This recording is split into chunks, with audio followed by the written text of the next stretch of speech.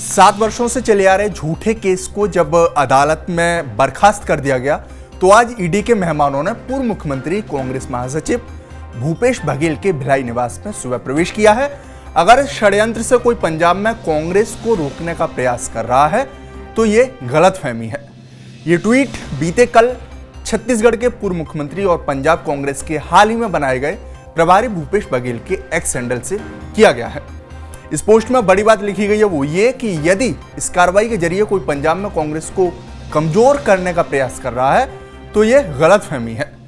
पंजाब पर की गई उनकी इस टिप्पणी ने सूबे में हलचल मचा दी है। पंजाब कांग्रेस के अध्यक्ष अमरिंदर सिंह राजा वडिंग समेत अन्य नेताओं ने इस कार्रवाई के बाद बीजेपी को घेरना शुरू कर दिया है और भूपेश बघेल पर की गई इस कार्रवाई को राजनीतिक साजिश बताया है।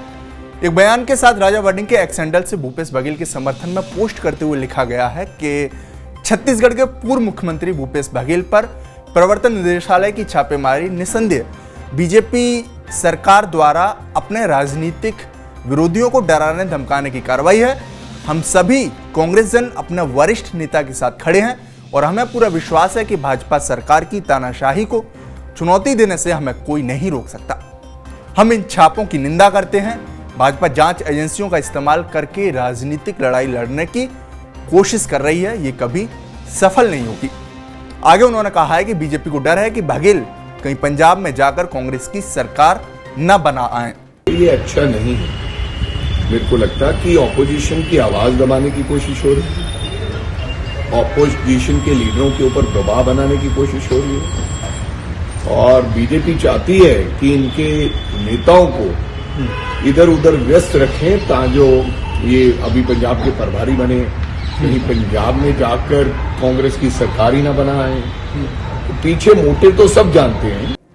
खैर, अमरिंदर सिंह राजा वडिंग के बयान और भूपेश बघेल के बयान पर अगर हम नजर डालें तो ऐसा लग रहा है कि दोनों नेता पंजाब में कांग्रेस की जीत को लेकर आश्वस्त हैं।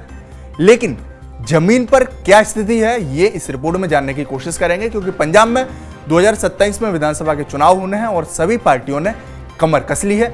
वर्तमान में राज्य में आम आदमी पार्टी की सरकार है, लेकिन बीजेपी हो, अकाली दल हो या कांग्रेस, सभी दलों ने अपनी पूरी ताकत और दमखम दिखाना शुरू कर दिया है।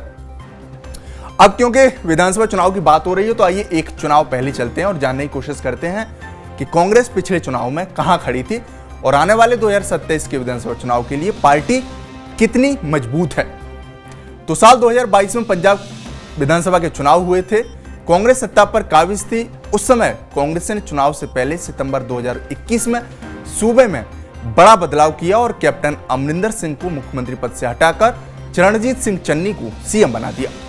कहा गया कि पंजाब देश में सबसे ज्यादा दलित आबादी वाला राज्य है, लेकिन यहां कभी दलित सीएम नहीं रहा और अब कांग्रेस ने दलितों का हित समझते हुए चरणजीत सिंह चन्नी को पंजाब का पहला दलित मुख्यमंत्री दिया है।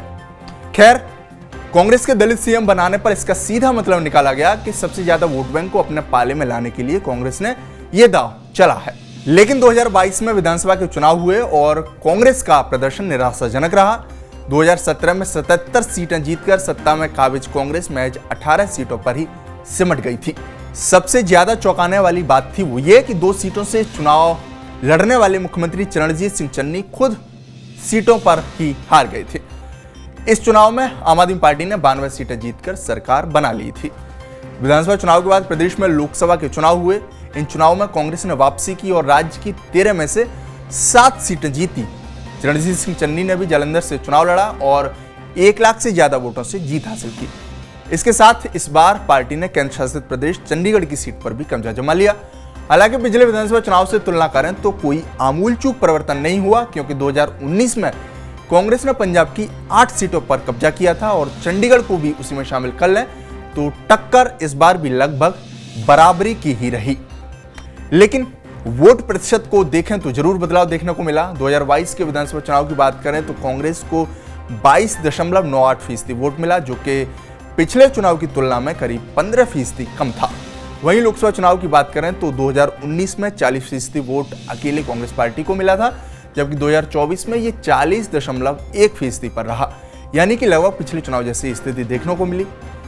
तो ये कुछ 2 चुनाव के आंकड़े थे जिसमें लोकसभा और विधानसभा चुनाव शामिल था, जो दिखाता है कि पंजाब में कांग्रेस भले ही विधानसभा चुनाव के दौरान कमजोर हुई हो, लेकिन लोकसभा चुनाव आते आते पार्टी ने पहले जैसी स्थिति कायम कर ली। हालांकि लोकसभा के आंकड़ों के आधार पर विधानसभा चुनाव में किसी भी पार्टी का जमीन पर आधार आंकना मुश्किल है, क्योंकि पंजाब में विधानसभा के चुनाव 2027 में होने हैं, जिसमें अभी करीब 2 साल का समय बचा हुआ है। ऐसे में कांग्रेस नेतृत्व भले ही पंजाब में सरकार बनाने की बात क्यों ना कर रहा हो, लेकिन विधानसभा चुनाव के परिणाम के बाद ही इस पर स्थिति साफ हो पाएगी।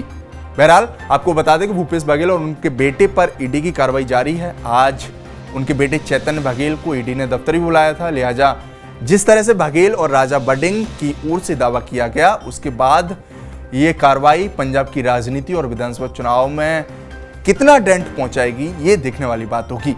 मेरा नाम है देवेश और आप देख रहे थे TV9। आपकी इस रिपोर्ट पर क्या राय है हमें कमेंट बॉक्स में जरूर बताएं। साथ ही हमारे चैनल को सब्सक्राइब करना ना भूलें। शुक्रिया।